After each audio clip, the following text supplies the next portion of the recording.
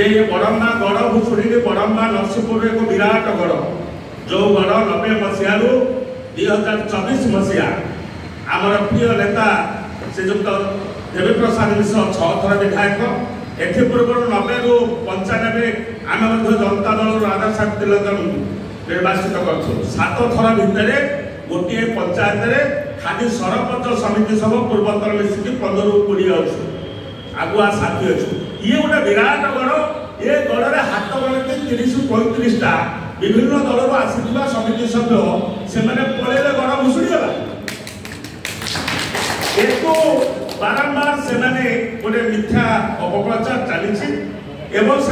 भाव जानी कारण निर्वाचन आसला उभय ब्लक जेतर आम दखल पाखे नेता नथे विभिन्न प्रकार चाप सृष्टि कर प्रलोभन देखे ये हाथ गणति किसी लोक को नहीं जाने निजको निजे खुशी होती बड़म्बा नरसिंहपुर लोक ए उभय ब्लक हजार हजार विजु जनता दल कर्मी आम तो छात्री नहीं कहूँ 1987 मसीह 37 वर्ष धरी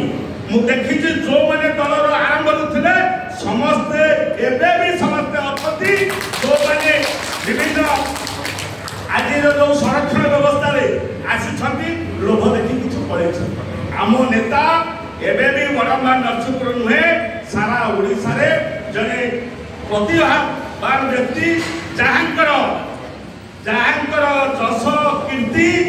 जहाँ आगुरी था एवं भी अच्छी बड़म्बा नरसिंहपुर जो जगह से चिड़ाई भाषण देवे दल कथा कहले आमर काम बड़म्बा नरसिंहपुर आज प्रगति पथर अच्छी बहु काम होती जेते चक्रांत कले ए दल को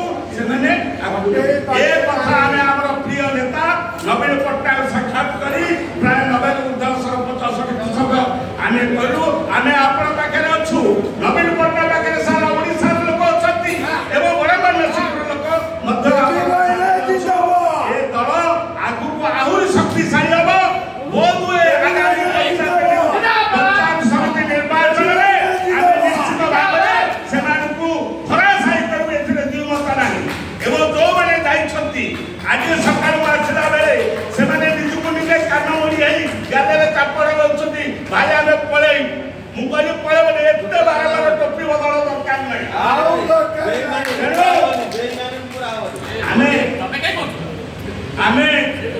बड़म्बार विजु जनता दल आगुआ साथी आज राज्य मुख्य कार्यालय उपस्थित आम पाखे प्रवक्ता लेनिन भाई अच्छा आम